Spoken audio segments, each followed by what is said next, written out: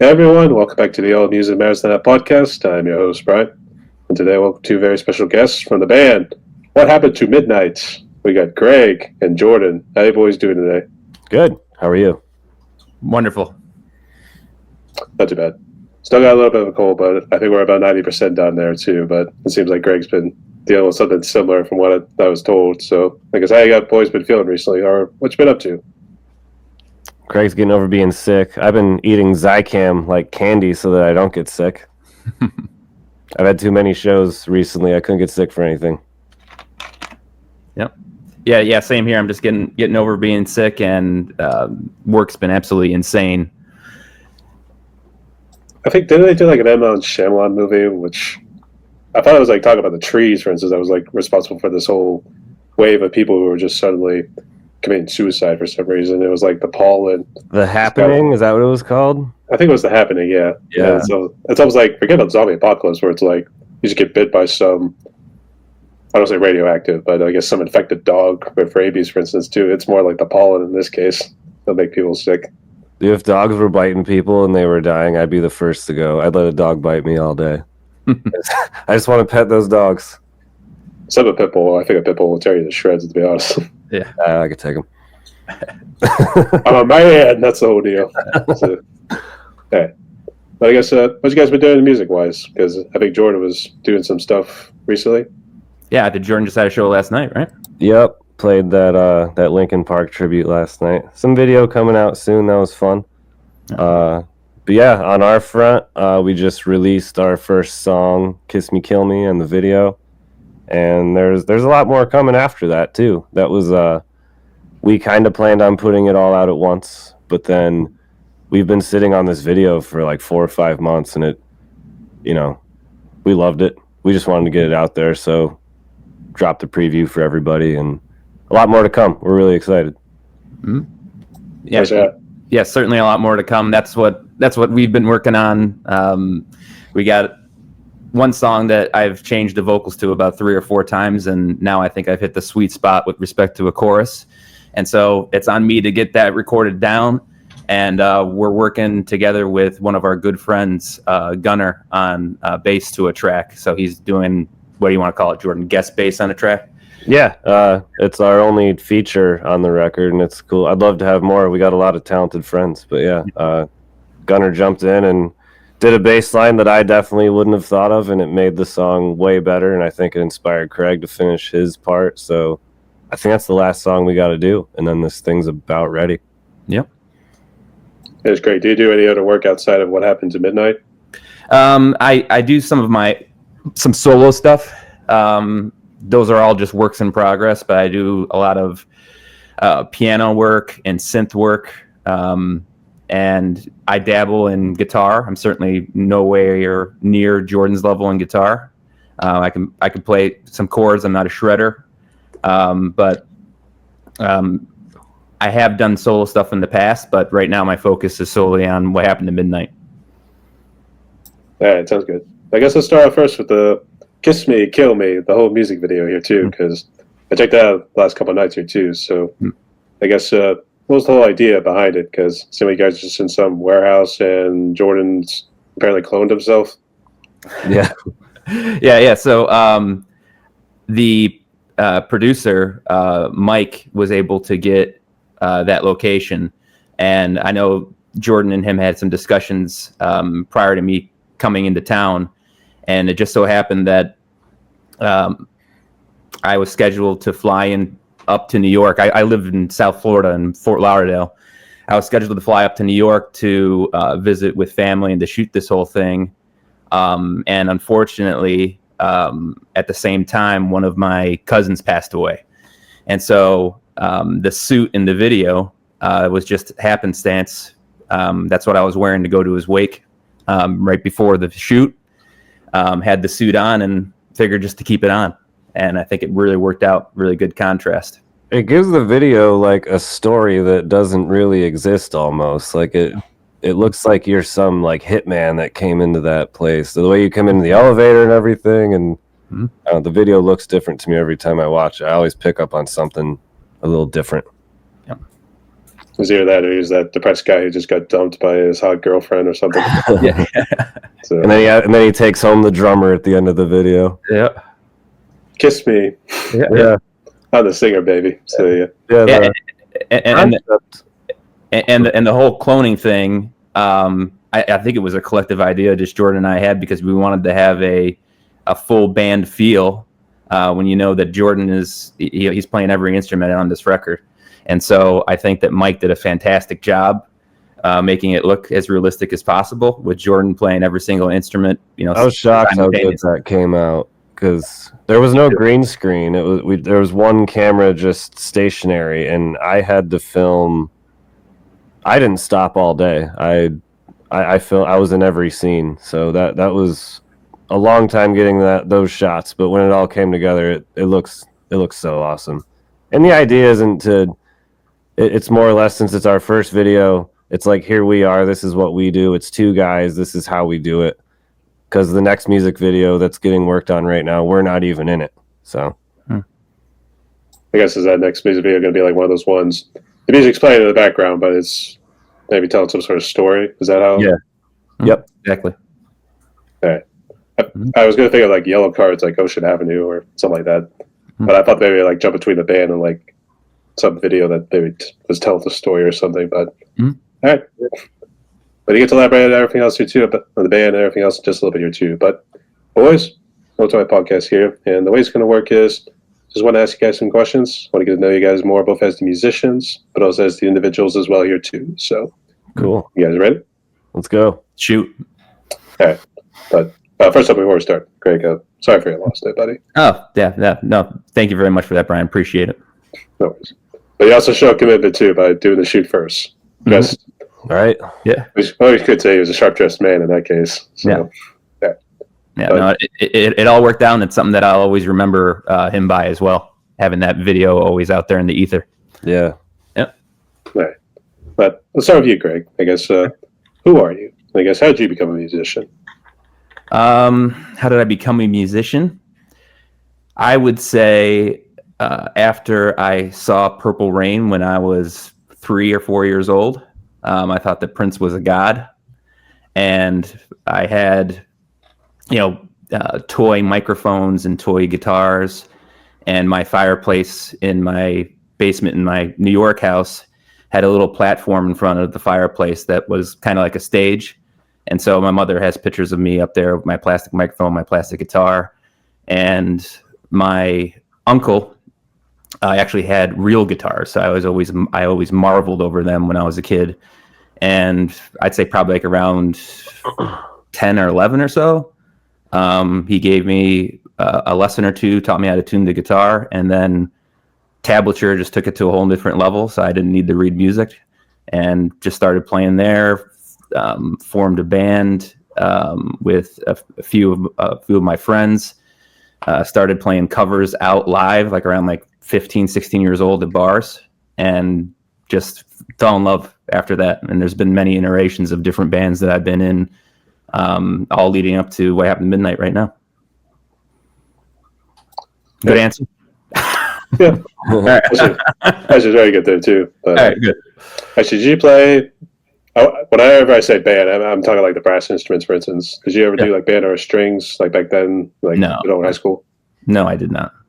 I always thought the guitar was just so cool and sexy, and that's what I focused on. Way cooler than a trumpet. Oh yeah, you get a lot more chicks with guitars versus clarinet. That's I don't true. know. I think Jordan actually would get some more head actually, and that would be the drummer and bass now. So. Chicks are digging at it. It's hard to get bass players. I'm never satisfied. Yeah. We can go all night. We're like White Fire, for instance. Geekity geekity. So, yeah. Okay. Before we jump into the band, I guess, Jordan, what's your story? When I was a little kid, music was always around the house. No musicians in the family, but I was an obsessive music fan from an early age. So I knew all my favorite bands' names and all this stuff about them. But it was when I saw Korn, the Freak on a Leash video when I was probably like 11, something just clicked where I was like, I think I can do that. I don't necessarily know how they're doing it, but they look awesome doing it. So I'm going to see if I can find some guys that'll do that with me. And coincidentally, this is kind of how I met Craig. One of my good friends, Matt, is his brother-in-law. And in high school, he wore Deftone shirts. I wore Korn shirts. So I was like, this guy must be cool. And turns out he played guitar, and we made our first band, did 1 or 2 shows, and just did some covers of, just stuff we liked at the time. And yeah, that was my moment where I fell in love with it. We did our first show, and everything about it just clicked for me. I was just like, this makes sense. I feel like I can be good at this. I can get better at it. This can be something I can do the rest of my life. And yeah, I never stopped. I've been in too many bands to count. I'll play with anyone that asks, really. I just need to be doing this. And yeah, I couldn't be happier that Craig agreed to do this with me. We've been playing together on and off for a long time, but this project in particular is feels like where we should have been a long time ago. Yeah, feelings mutual, and musicians say this about all their current projects, but seriously, I think this is some of the best stuff that I've ever done. I guess whenever you met, I was gonna say, did you want him to try to do the whole that section in Freak on a Leash where Jonathan Davis is doing all those sound effects? Really, it's almost like it was that part, because it was after he says go and the band starts freaking out. When their hair starts flying everywhere, just as a little 11-year-old kid, I was like, oh my God, I don't know what that is, but I want to do that. So tried growing my hair out and just banging my head around playing the guitar. I think I might have been already playing drums at that point, but in the school band, I didn't think I was going to be in a band playing drums. But once I saw a drummer in that band, I was like, well, I can at least do that. And I can learn guitar in the meantime. That's great. Was he trying to also force you to do some of Jonathan Davis's vocal styles of what Freak on a Leash was doing? He could do it. Oh yeah, I could do it. yeah. No, so I was just going to jump in. That's really how I got my start with screaming, doing covers of Korn, and I can't say how much of a huge influence they were on my whole musical persona, really. I went out and I bought a 7-string Ibanez. I had dreadlocks at one point, believe it or not. I had eyebrow rings. I had, I was going full on, down that new metal hole, or whatever you want to call it. But but that was Korn was a huge influence on me. Absolutely huge influence on me, and all the prior bands, and certainly this band too. I mean, I think that what happened to Midnight is just this, huge melting pot of all of these bands that Jordan and I are influenced by, and it's something unique that I think is just, there's nothing else out there that sounds like it. I should try to picture you now with dreads, because I'm seeing some of them that go down all the way to the waist or feet. Yeah. No. It's probably right around here.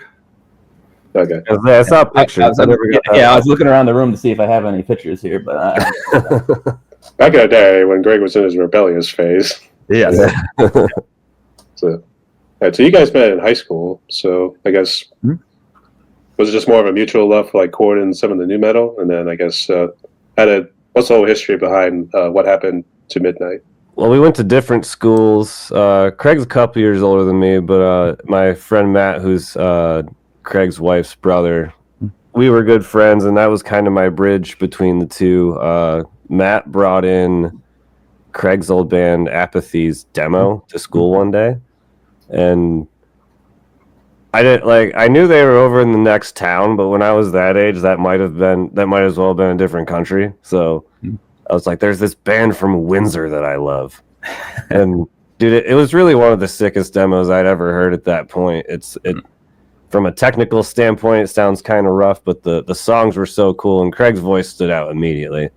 So I knew I had to play with this dude at some point. And then we met, I think it was at your apartment in Kirkwood.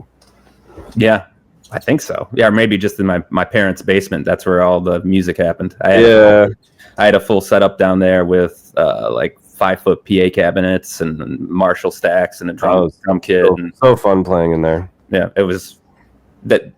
That's where I lived. It was amazing. And I think that what was to Jordan's and my benefit, growing up in Binghamton and Windsor and Harpersville, there's not a hell of a lot of things to do. So you sit in your room and you just play guitar for hours and hours and hours on end. And that's how you hone the craft. Yeah. Mm-hmm. I was going to ask Jordan, you got like little purple hair going there too? Does he always dye his hair a little bit? I do dye my hair here and there, but I have this neon light on my wall over here that's like glowing on my hair, and it does look pretty awesome, I gotta say.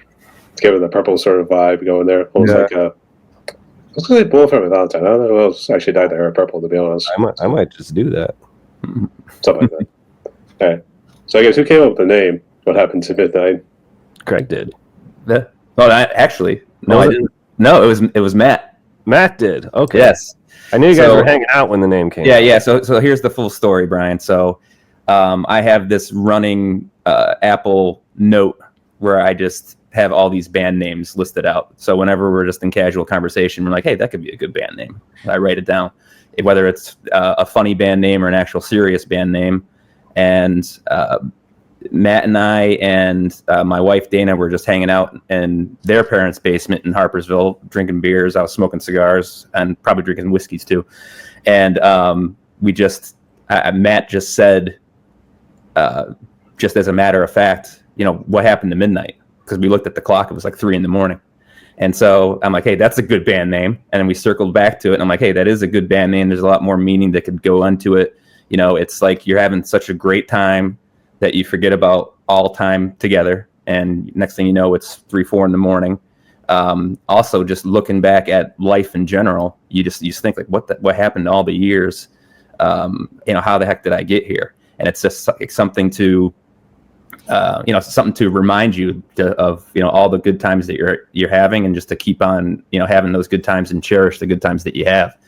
But so that's where it came from. The words came out of Matt's mouth, not genius, not mine. Absolute genius. Yeah. So it went from like just being funny, like just doing whiskey and maybe a little Mary Jane. Let's be honest. So there was probably some Mary Jane, but some chocolate bars.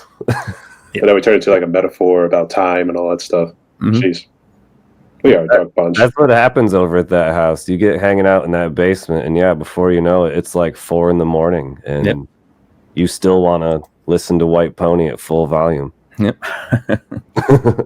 Meanwhile, neighbors are like, how can these people still be going when it's 4 a.m? Yeah. That's their deal. Well, the good thing is that I think their closest neighbor is like 1.5 miles away. Yeah. Okay. So it works out. Best party house in the world. Mm-hmm. So it works out at the end. All right. That's cool.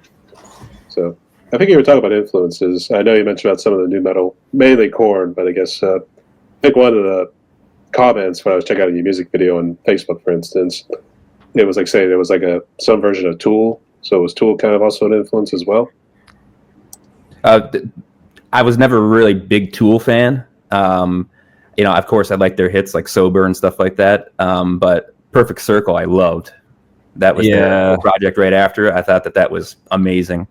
But no, Tool wasn't a huge influence, but Perfect Circle, yes, indeed. And there's so many more influences. Just from my end, I'll rattle them off right now. Some of that where my main vocal styles come from: Deftones, Alien Ant Farm, Glassjaw, certainly. And those are my influence from main vocal styles. But musically, again, you have Deftones, Incubus certainly as well. That's another vocal influence as well. And Mars Volta, I'm in love with. And just if going back into the day, Led Zeppelin, huge influence of mine, and Pantera. I think Phil Anselmo's the best screaming voice ever. I was saying, I don't think we wanted him singing Deftones Minerva. I think we might actually then ruin his voice then. So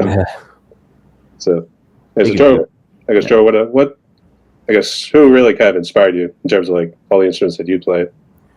I think that Craig and I, we kind of hit it off when we did because of a mutual love of a lot of those bands, especially Glassjaw, Deftones, and Incubus, and Alien Ant Farm. Like, Alien Ant Farm's a cool band, but we don't know too many other people that really geek out on them like we do. So there were those, but then, yeah, for me, Korn was the biggest one. But then nowadays, for me, I listen to a lot of hip hop. I love Dre. I listen to a lot of The Cure. I'm really getting a lot of ideas for arrangements from them, and just how the guitars can be a hook once in a while. Pantera's huge. I like Sleep Token a lot. Their new stuff's really cool. And Every Time I Die, another one that I look to a lot. You might not hear it a lot in the music, but whether I'm inspired by something or not doesn't always mean that it'll sound like that coming out. Like, it might have just sparked a vibe for me. So even if I sound like I'm ripping some people off once in a while, sometimes it's probably inspired by something else completely. The music calls for it, so Yeah. And I'd be remiss if I didn't bring up these two names. Certainly, Bjork is a huge vocal influence on mine. I'm in love with Bjork. And in love with Terry Genderbender too. I think that both of those ladies are just phenomenal at what they do. I would say, I could definitely picture Greg actually trying to sing sober, to be honest. I guess, would you try it at some point if you were able to cover the song? Of course. I'm down for anything. All right. Yeah. I guess, which one was your favorite Pantera song? And I want to get into Pantera just a little bit here, too. Everything off of Far Beyond Driven. I don't think there's a single song on that whole entire album that's not fantastic. If I had to put my finger on one, probably Shedding Skin. I think it's just beautifully produced and just wonderful, wonderful song. You know, I always have to laugh with Far Beyond Driven, especially there's been on Wikipedia, but I think any sort of site will kind of tell you like how the original album cover was supposed to be. It wasn't supposed to be the jewel bit going into the guy's head. It was supposed to be going up the guy's butt. Yeah. So, Way more metal. and that's like, it would be Pantera. So, Yeah. It's got a little bit of that punk edge, whenever you think about it. So, The one they use looks way cooler though. That blue like skull design, that's iconic. I've seen the original cover too, and like, offensive or not, you're not going to see people wearing that on T-shirts too much. But the cover they settled on is so sick. we can't be bringing that into work. So, Yeah, exactly. I guess, Jordan, were you also kind of the same way? Do you also love Far Beyond Driven, or is there a different Pantera song you really like? Yeah, I like that album. I like everything they've done. I still think they're the heaviest band of all time. One of the best metal bands to ever do it. Like, heavy to me is not distortion. It's not screaming and all this production. Heavy to me is a deep pocket and a vocalist that has range like Phil does. And so I think they're perfect in that sense. But for me, my favorite album was Great Southern Trendkill. It's just one of the nastiest albums I've ever heard. It's funny you mentioned about that because I actually did a drum cover of the song Floods. And Yeah. so even though the drums are not necessarily the hardest, I would say that one's catchiest just because of how Dime's guitar playing actually goes, especially at the end there too. Yeah, that whole record is just it was so creative, even for them. Like, some of that stuff on there is just bananas. I'll never figure out how to play it or how they did it. It's so good. Yeah, there's definitely. Would you say the heaviest, even more heavier than Reinventing the Steel?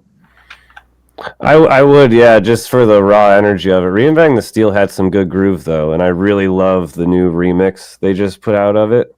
I always liked that album, but I really appreciate it now that the mix brought the drums out a little more punch, and it filled up some of the weird empty spaces too. So yeah, that's a good record. I like that one. Yeah, no, I love that record too. What was the hit that they had off of that? Was Off Reinventing the Steel? No, off of Great Southern Trendkill. What was the single off of that? I mean, would you say Drag the Waters? Yeah, I think that's what it was. Yeah, that was probably the most. Yeah. Trying to make sure I want to make sure I got all my songs. Mm-hmm. Maybe Tens. I think Tens also gets some good radio play too. So, okay. And just to comment on what Jordan is saying is, and really, I agree with him full-heartedly about the heaviness of Pantera, is that Phil Anselmo had and has something that is just missing from so many metal bands, and it's vocal range and actually screaming notes as opposed to a monotone growl. And you listen back to Phil, and he's screaming up high, he's screaming in the middle, he's screaming down low, he's screaming like almost making runs as he's screaming. And that's what I aspire to, and that's what I'm trying to, not necessarily recreate, but make my own on this What Happened to Midnight album. We got some Phil sounding stuff on Tyrant, right? That's right. That song? Yeah, there's some Anselmo type stuff on there. Mm-hmm. Can't wait to get that one up. Yeah, I love that song. That's gonna be interesting. Mm-hmm. But I guess what's the plans before this year? And I guess you guys gonna release an album sometime soon, or you gonna do any shows? We defer to Jordan on that. Yeah, we hope to do shows. Yeah, it's gonna be, since we're in two different ends of the country, like I'll probably get down there and we'll have to find some musicians down there, or maybe bring some guys down with me. And with Craig it might be a little easier. He'll travel up here, but I got a bunch of people that can play live if we needed it up here. Yeah, I wouldn't say that that's out of the question. I would love to do a lot of shows. Yeah, I would absolutely love to do it. I love being on stage, and I love playing live, and just to play those songs live, I think would be that these What Happened to Midnight songs live would just blow the roof off the place. Yeah, and the record should come out soon. It's one more song we got to do, and our mixing process goes pretty quick once we get all the parts in we like. So, yeah, I don't want to put a date on it because we haven't even talked about it. But yeah, I'd say this summer, I could see it coming out then, and the next video too. You gotta tell the audience it takes a while. All right, it really does. Yeah. All right, but yeah, you can't force it either. Nope, but can't wait to see it. So good luck, boys. Yeah, thank you. But we need to jump into the hard topic of COVID here. But before we jump into it, what year did this band officially form? Like 23, maybe. Mm-hmm. Okay, so this is when COVID was on a little bit downside. Okay. Yeah. So jumping into COVID right here, how bad was it for you guys personally, family-wise, and I guess anything music-wise that you were working on at the time? Well, Craig and I were in a band together during COVID, and we were in a similar situation. It was three of us. Our other guy was in Boston. I was in New York. Craig was in Florida. So COVID really didn't affect how we were doing things. We were able to still do our thing as we normally did, and we put out a couple EPs with that band. And my band up here, yeah, we play out a lot, and we had to halt everything. I didn't know if I'd ever play again. I sat home for like 2 months. I wrote a lot of cool music, but it was kind of bittersweet because I was like, I might not ever get to play this live, so what's the point? That was COVID for me. Yeah. And hey, I don't think it slowed us down at all when it came to writing music in that other project that we were working on. And me living down here in Florida, we were really lax when it came to COVID restrictions. I'm an attorney, and I run an office in downtown Fort Lauderdale, and I went into work every single day. There was no requirement for our attorneys to come in and actually be in the office, but I just wanted to get the hell out of the house, man. I couldn't be cooped up, and I liked working, going into the office up on the 27th floor, just looking out at the city and just having that separation, and then just being able to come home. I didn't have any more contact with anybody if I was sheltering in place and going to the grocery store or whatever. So, but I made it through. I made it through clean. Not getting COVID until probably 2021, 2022 or something like that.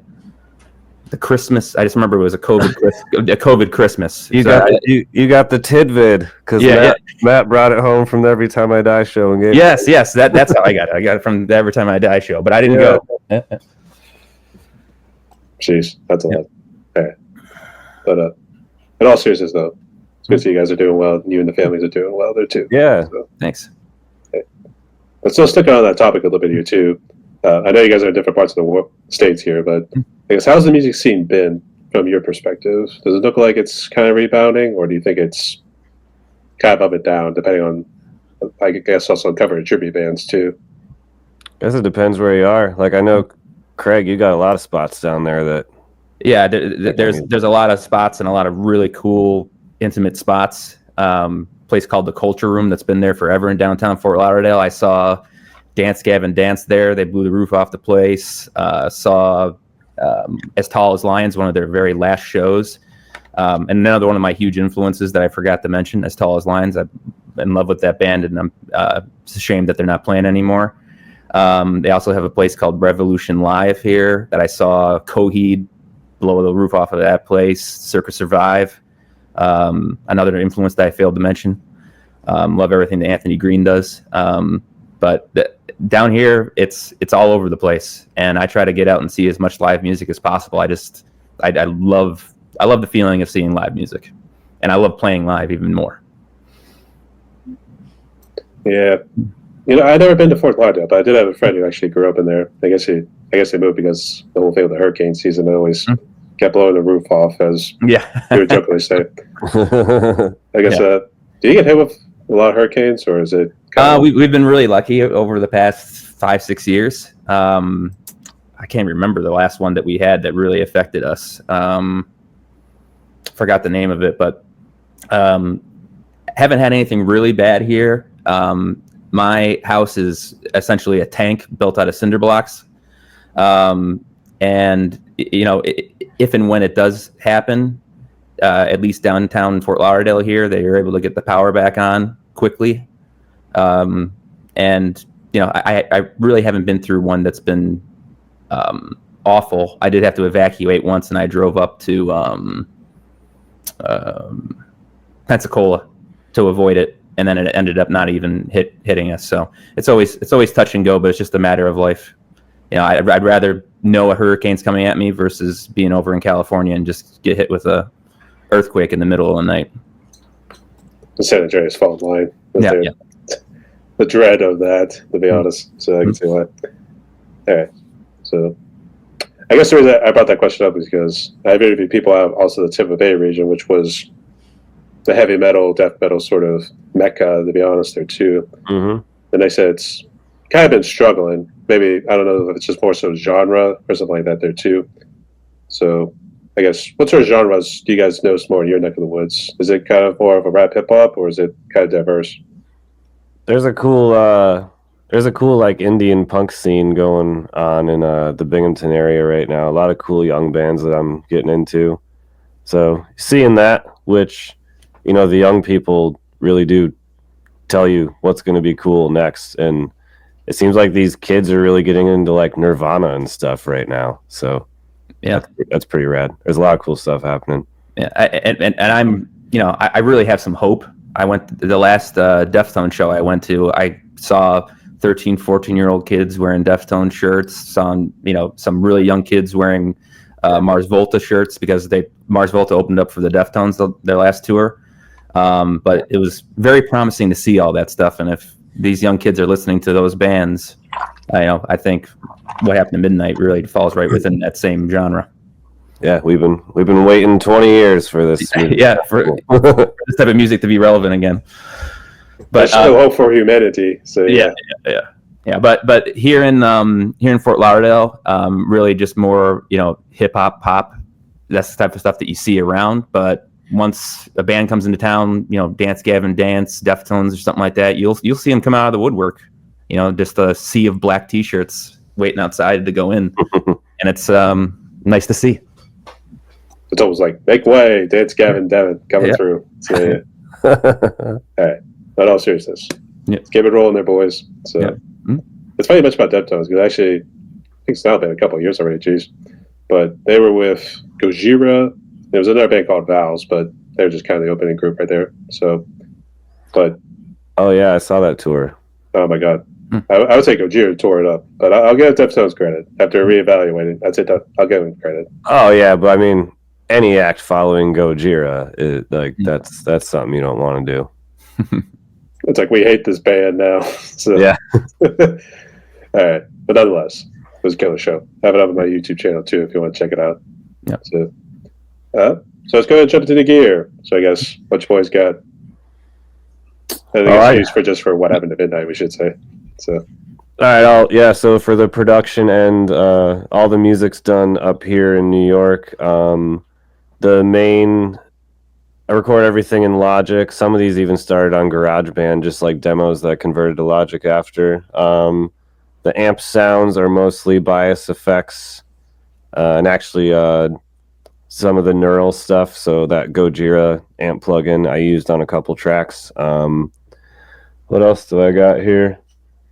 The guitars were all different on the record. Usually, if I'm playing something live a lot, I'll stick to one tuning for an album. But this, we're definitely going to play live, but I definitely had more room to play around with sounds. So there's a mix of tunings on this record, a couple 7-string songs, and some stuff just in drop D. And Fender Telecasters all the way. That's the gear for me. The bass parts were done on, I think I got an Ernie Ball Sterling 5, and there was a Fender Jazz bass for the drop D stuff. And for me, very simple. I got a TLM 103 right here that I'm speaking into right now.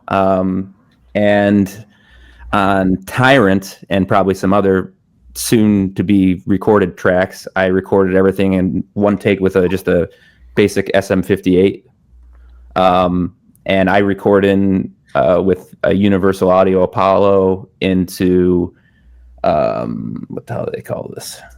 Whatever the Universal Audio interfaces are, whatever the digital workstation maybe you want to call it, but very simple for me. And way that it works, I just send Jordan the raw vocal tracks and wave files, and he does his magic.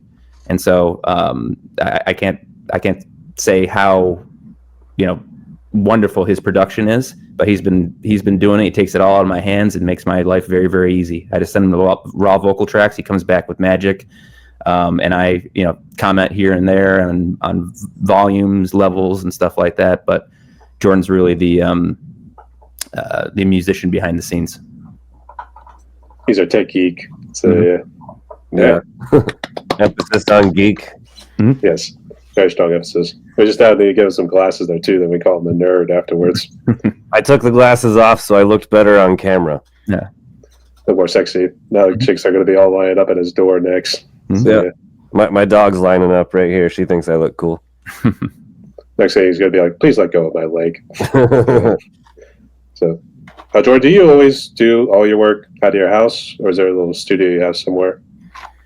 Yeah, it's mostly done here, especially my stuff. But yeah, my main band that plays live out here in this area, we're going to a studio to work on some stuff now just to change the scenery up. But yeah, over the years, I've got enough of the know-how to work the gear and enough cool stuff to where I can get album quality out of my room here, which everything what happened to Midnight was produced here. We didn't outsource anything, so Not yet. So that's why I keep it that way.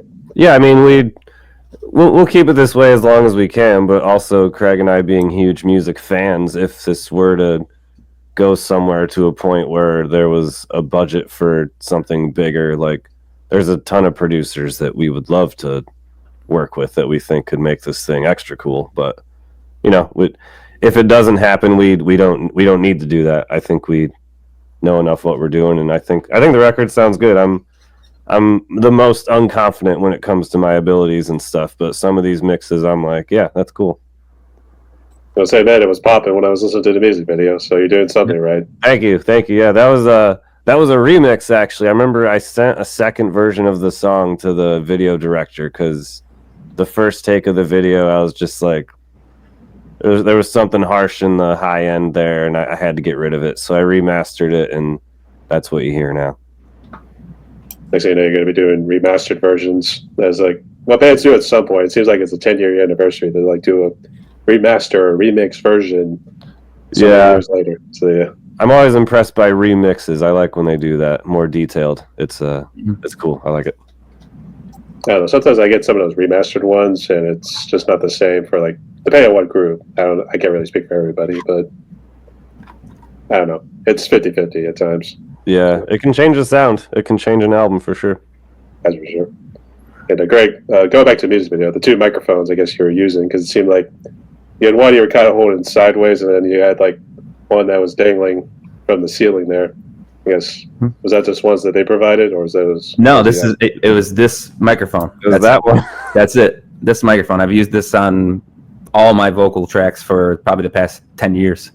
But it was this particular microphone, and I made sure I electrical taped the shit out of it, so it wasn't going to fall off of that cord. But yeah, no, it's the same one, just in different positions. I think it's going to become his lucky charm before you know it. So yeah.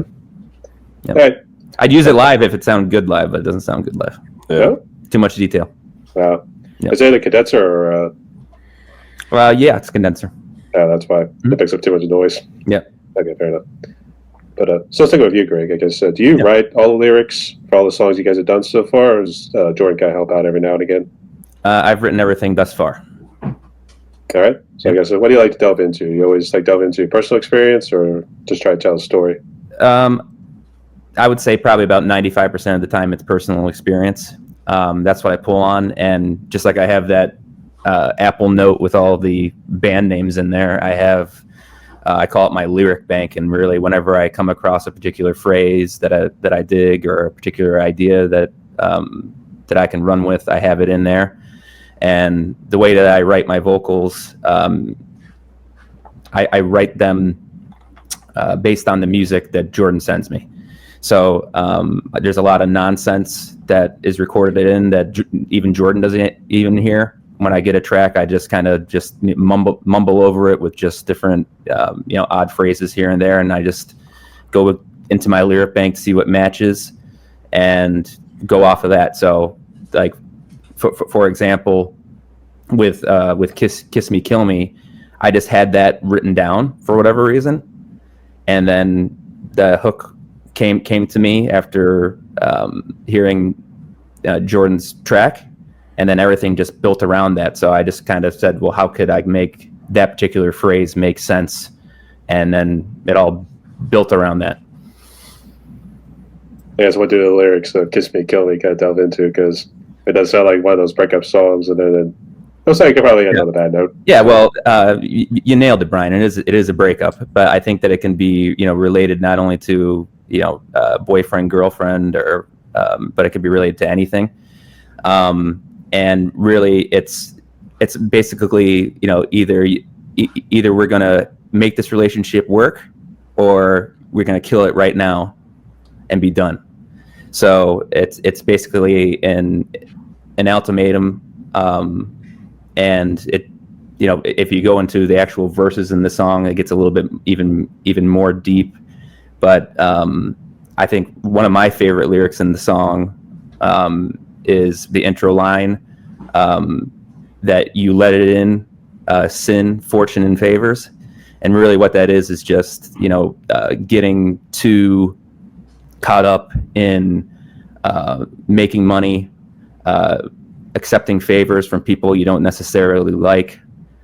And another lyric that I really am a fan of myself, give myself a pat on the back, is there's a lyric in there that you smell like you killed someone. I was hoping you'd say that one. That's my favorite one. Yeah. So where that came from actually was a Perfect Circle song, and I thought that, was it Judith? It was Judith. Oh yeah. So in the Perfect Circle song Judith, Maynard has a line that in the chorus that he says, "It's not like you killed someone."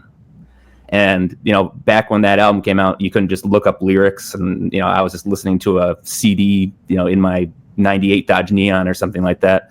And so I always thought that he said that you smell like you killed someone. I thought that was an awesome lyric. And then so I had the opportunity that was written down in my lyric bank. And then so I put it in there.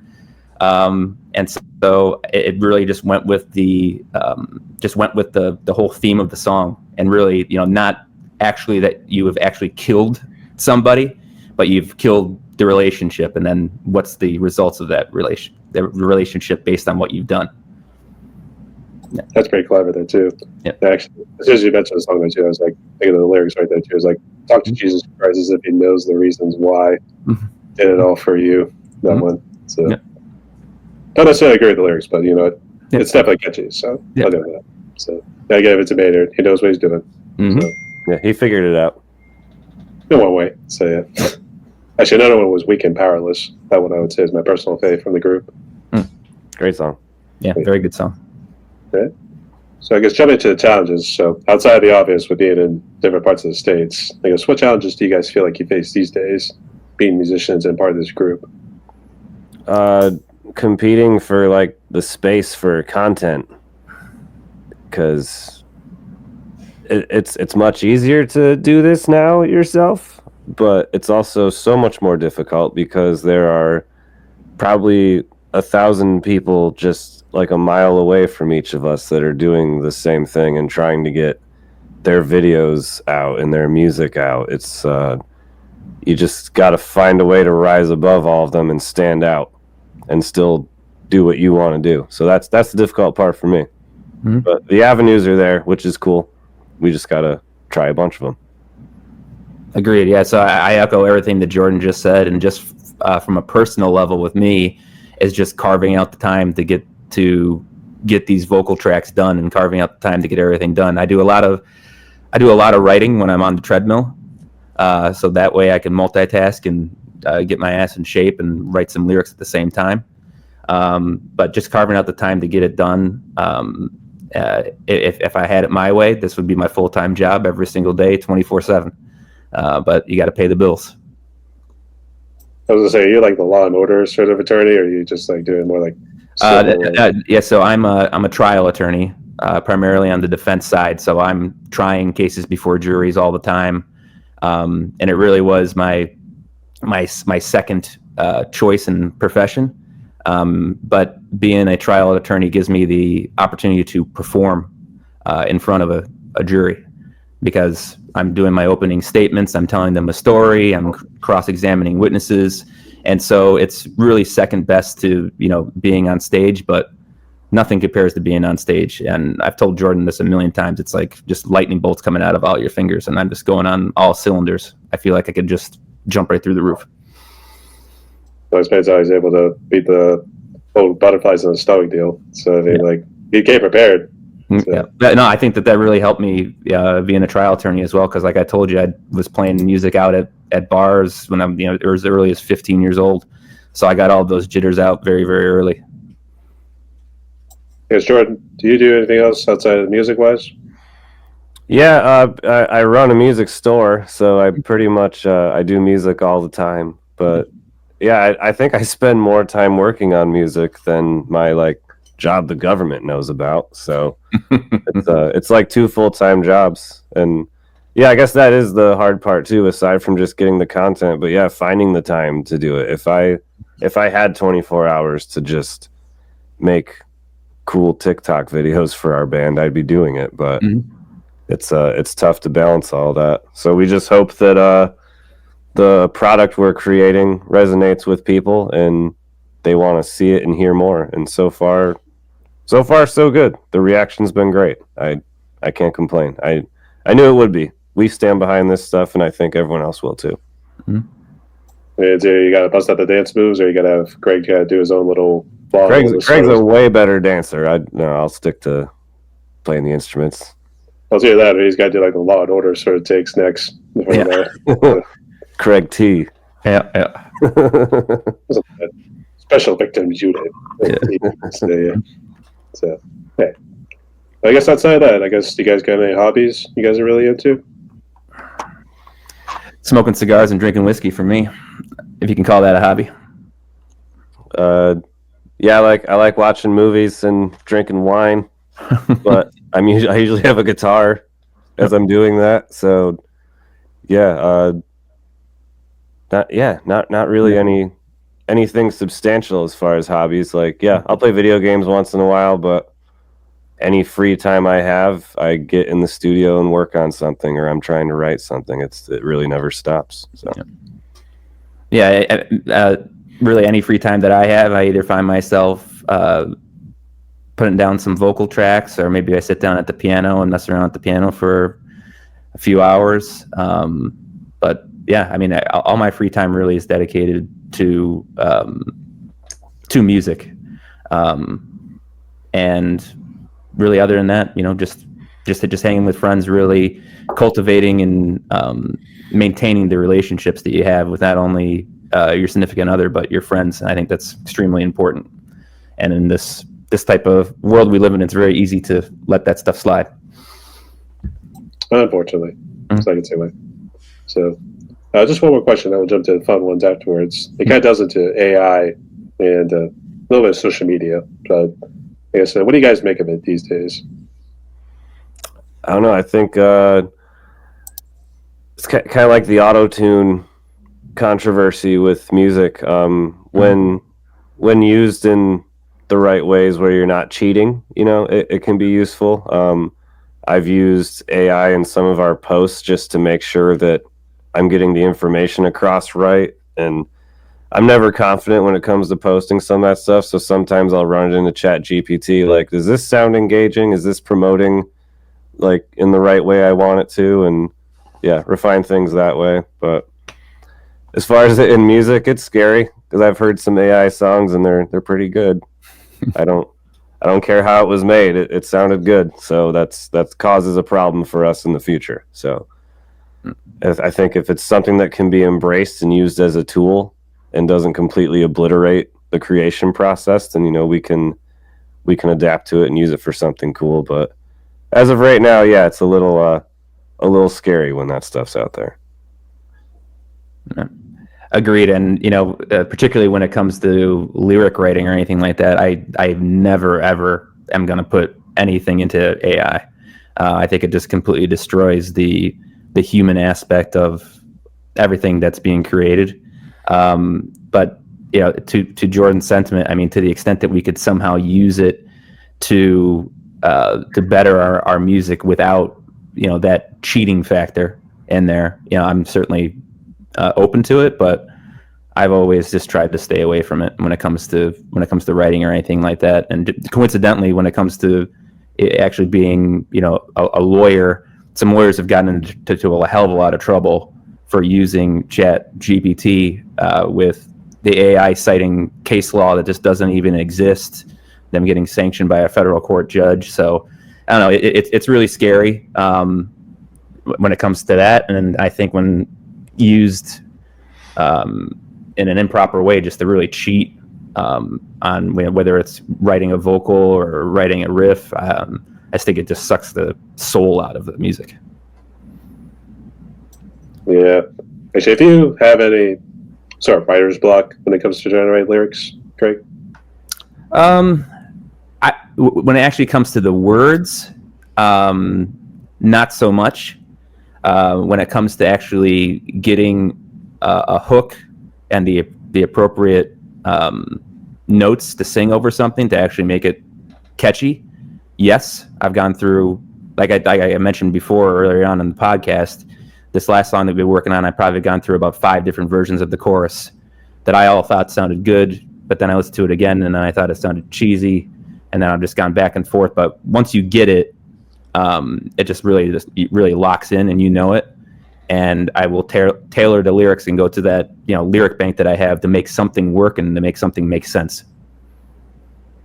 All right, fair enough. Yeah. And I always got something personal going on in my life, so I never run out of content. There's always some kind of crazy shit going on. A plethora of stupidity around just to talk about. So yeah, you can say why. I guess even in a courtroom too. So I guess real quick, what was the funniest thing that ever happened in a courtroom? The funniest thing? If you know, I don't know if you know anything. I had a Perry Mason moment when I was asking questions I didn't know the answers to, and I got this guy to admit under oath that he went behind a board of directors' back and paid a guy over $1.2 million to purchase the property and to fraudulently represent to that board of directors that it was owned by somebody else. And so that was a big jaw-dropping moment, and the judge's jaw, hit the bench, and it was that was pretty comical. Probably one of my best moments in court, but that was about like 4 years ago. Everything else has been pretty vanilla. I know I talked about the Florida man a good bit there too, so I don't know if it's like one of those people doing some bizarre, stupid shit, for instance. Too. I wasn't sure if it's anything like that. Yeah. So Thankfully, I'm not a criminal lawyer, so I really don't have that situation come up. Oh, you know what? I do have one that's probably maybe even better than that. It was a Miami case, and stuff that happens in Miami versus Fort Lauderdale tends to be a hell of a lot more crazy. It was a Miami case. There was a big hearing coming up, evidentiary, meaning that this guy on the other side was going to have to testify on the stand. And so what he did is that he tied himself up, beat himself up, and then called the police and said that my client hired somebody to go beat him up. And then what ended up happening is that the police officers get him into the interrogation room, and he admitted the whole thing, that he tied himself up, that he beat himself up, that he's just trying to get out of the hearing. And that all got back to the court, and I got the whole entire case thrown out for that reason alone. And the guy owed us a lot of money. Are you going to show he couldn't just plead insanity at that point? Nah. Not an excuse in civil court. I mean, you had to be pretty committed to beat yourself up if it's like, I'm not going to court today. Yeah. He wasn't that committed. He held the story for what, 15 minutes? Yeah. Probably an hour. I mean, that'd be good cop. Yeah, I can't believe I forgot about that. That was probably about 12 years ago. That's why I forgot. Yeah. What happens in Florida stays in Florida. Vegas ain't got shit on that. So, okay. But nonetheless, thanks for the work that you do there, Greg. Yeah, thanks. Yeah. Okay. So, boys, we've reached the questions here very good. So, here, let's jump to some fun ones. Ready? All right. So, Jordan, we'll start with you. What would you say is currently your favorite food? Favorite food? Right now, I'm really digging this vegan chorizo. I put it on everything. I like it on pizza. I like it in burritos. So there's that. And I like fried okra, too. Are you a full vegan, or you try to be like an omnivore at times? I'm like 95% vegan. I'm 100% vegetarian. I don't touch any meat products, but like cheese pizza, I can get down on. But other than that, yeah, pretty much vegan. I would say I also work in the restaurant industry, so we had an oddball come in who wanted just noodles. He didn't want butter on it because that's normally what we use to kind of cook up the noodles, for instance. Uh-huh. So we had to use olive oil, and then we did the Brussels sprouts, which is put briefly in the deep fry, and then we just fried it in a pan with olive oil, and then we just made that all together. So yeah, that oddball was me. It was delicious. Thank you. No worries. Actually, I was going to say, well, I was a black guy there too, so I mean, like, that's quite a transition there, buddy.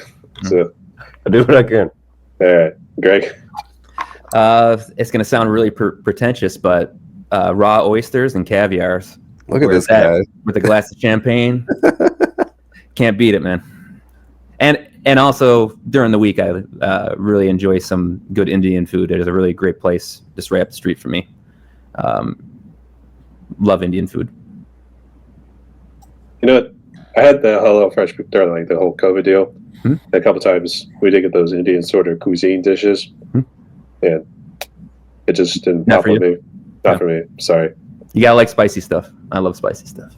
Well, you also blame the Italians, and if you want to also, I guess we can say the Italians, a little bit of the Asian side of it too, because I heard a good number of people bring up sushi and that sort of stuff. So if we're going to say the Italians, if they want to rebuild Rome, just take over the world with Italian food. They'll be begging for it. Oh, definitely. Okay, but all great choices there. So I know you guys mentioned about drinks earlier, so I guess what would you say is your favorite alcoholic drinks, and what's your favorite non-alcoholic drinks? Non-alcoholic, I like the Minute Maid Mango Aqua Frescas. Drink that all the time. And alcoholic drink, Faust Cabernet is my go-to. For me, there's so many bourbons that I love. I couldn't give you one that is at my absolute favorite. I could tell you one that's my go-to.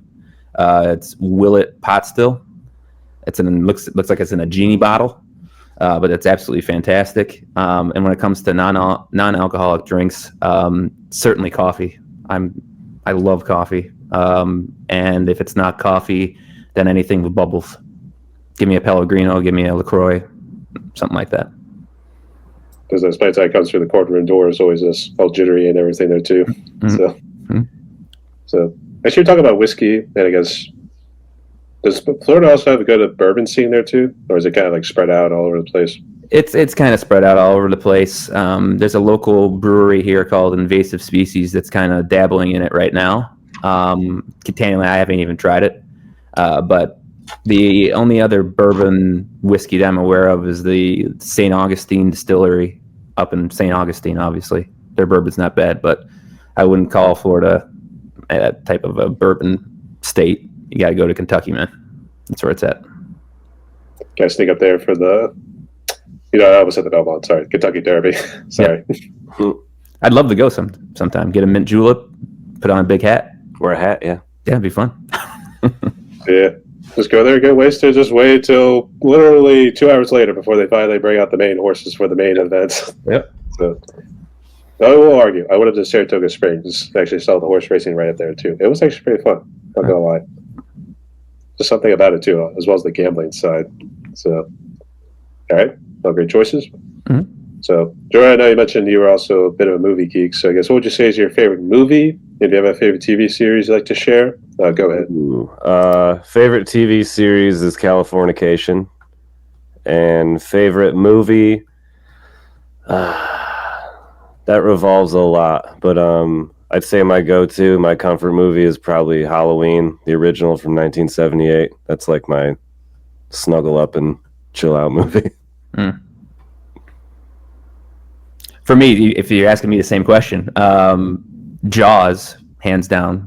I almost wore a Jaws shirt today. That would have been cool. Yeah, so that was a movie that I watched when I was way too young and scared the shit out of me, and I've always just been deathly afraid of sharks. And I still think that movie's brilliant, brilliantly directed. And then when it comes to series, that's always changing. Right now, I think The Last of Us is absolutely fantastic.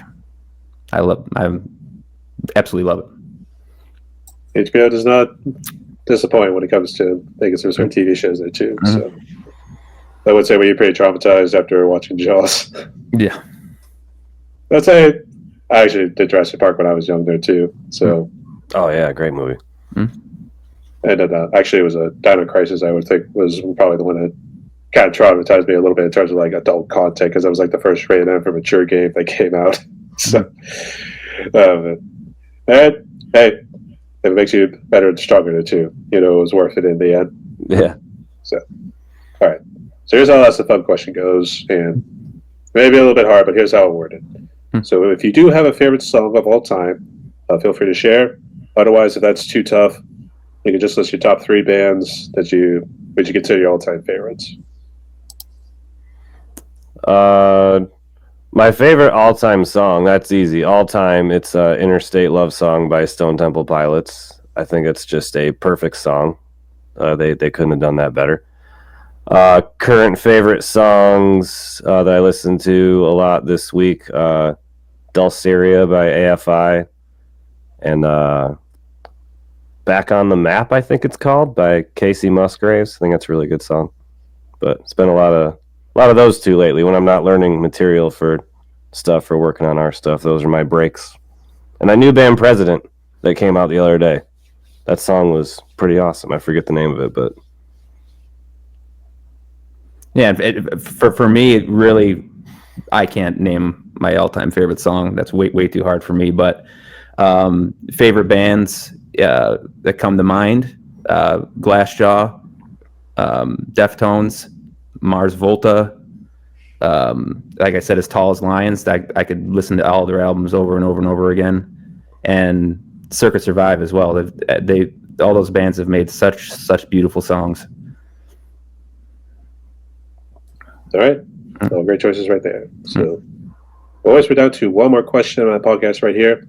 Before we jump into it, would you like to ask me anything or say any final words before we jump into it? I would. I mean, what do you think about the band? Yeah, Are we cool? Yeah, are we cool? Are we just? I don't know. There was this one bearded guy on the bass. I don't know. He looked Yeah. kind of freaky, to be honest. Yeah. So, I thought the bass player was the cool guy in the band. Mm-hmm. I mean, it's just something I guess people are going for these days because it's hard to pick up on bass and drummers. So, Yeah, all right, but in all the seriousness, guitarist was the guy I didn't like. also there's this babyface sort of looking white guy who's singing right there, just going all over the place. So I'm not sure what he was doing. So, Being terrific. It's all he knows how to do. That's for right. Sure. All right. But in all seriousness, it's a start. So I think you guys got potential. So Cool. don't slow down. Will Keep do. going. Keep trudging on, good soldiers. But I'll listen to your music there too. Just let me know when you got some new material coming out. Yeah, should be soon. Anything else? No, good. Yeah. All good. Okay. All right. So, Greg, here you can go first for this last question right here. Here's how it goes. So, given the whole lot of negativity that's been kind of going on in the world, because I know you see it in the news, and I'm sure, Craig, you see it a good amount of times every now and again in the courtroom there too. But I feel like these days people need some sort of hope, or maybe something to point them in the right direction. So, for those people and musicians who are struggling in their lives, regardless of whatever their circumstances might be, what's their message of hope would you give to musicians and people so they can move forward with their lives? I would say my message of hope is just be nice to each other. There's so much negativity out there, and just understand that everyone's a human being. Everybody has feelings. Be nice to each other. And there, all this negativity and everything that is out there is completely unnecessary.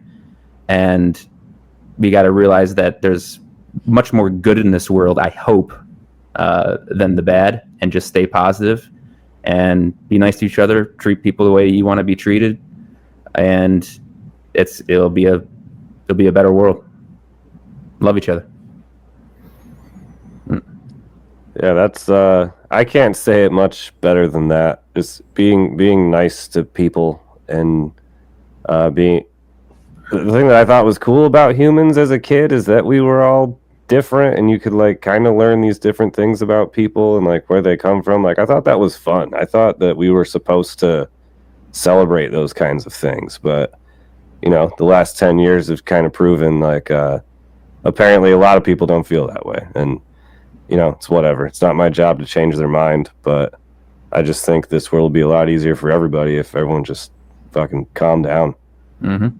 Everyone's going to be themselves. You can be you, and I'm cool with that. I celebrate that, and I would hope that everyone could do the same for everybody else.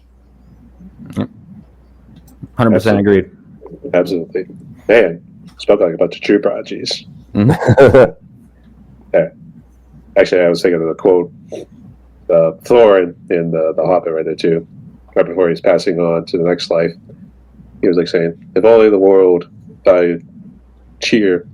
I'm sorry if I butchered right there too, but I think you also get the idea. But it was also just cheer, life, and everything else there too. The world would be a merrier place. Yeah. So, so It doesn't sound hard. I don't think it is. We're making it very difficult for some reason. Mm-hmm. apparently, because we let fear control us in some sort of way. So you Yep. can see why. Yeah, don't watch the news and pick up an instrument. No. Yeah, that's I love that. Well, we have to figure out some way to get some sort of material or ideas for the next material. So we have to look somewhere. So, Yeah. Someone will piss us off somewhere down the line, and we'll write a song about it. Actually, then we actually do a Tool song would be "Hooker with a Penis" Part 2. Something like that too. So Yeah, well, I'm sorry to bring up Tool because I know you're talking about. we've been tapped to write the sequel to that. Yeah. So I know Greg was talking about Perfect Circle earlier, so I'm sorry to keep bringing it back to Tool. So We're obsessed with a perfect circle here. So okay, a good choice for me. All right. Yeah. So, boys, we reached in the podcast right here. We talked a little over an hour and 10 minutes and stuff like that. So, I guess, got any final words? Want to give any shout outs to anybody? No, I want to shout out Craig. yeah, I'll shout out Jordan. Yeah. It's truly a pleasure and a privilege to be working with you, my man. Yeah, this has been incredible the whole time. I'm glad we're doing this. We had a project a couple years ago that fizzled, and I was kind of nervous about it, that we wouldn't do anything again, and here we are making some of the coolest stuff I've ever been a part of. So Agreed. All right. All right. And I guess, so what social media and streaming platforms are you guys on? I'm assuming you just had one song so far, right? Just one song right now. The music video is on our official YouTube channel. If you subscribe to that, we plan on getting plenty more material on there. Yeah, all major streaming networks have the song, and we have a Facebook and an Instagram.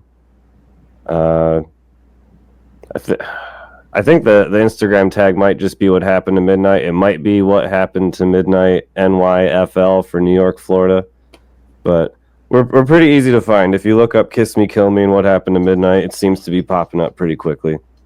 But yeah, we'll just keep expanding. We're kind of just getting started here. So I guess just real quick, would you consider doing TikTok if it's probably going to stay? I think it's still up in the air at this point. I don't know, but would you consider TikTok? yeah. If we next time me and Craig hang out in person, maybe we'll discuss how to get some content together while we're here. We definitely should do like some photos together and up it that way. But being 1,000 miles apart makes stuff a little difficult. Mm-hmm. And airline tickets aren't cheap these days, so you can say why. Yeah, you can say why. All right. But to close out like this, everyone, my guests today were Jordan and Craig. One's hailing from Florida, the other is up there in New York. So they're part of the band What Happened to Midnight. So Yes. obviously you heard from them. They got a new song, Kiss Me, Kill Me. It's now up on their YouTube channel. You can also see it on Facebook and everything. Let's go ahead to all streaming platforms, all social media and everything here too.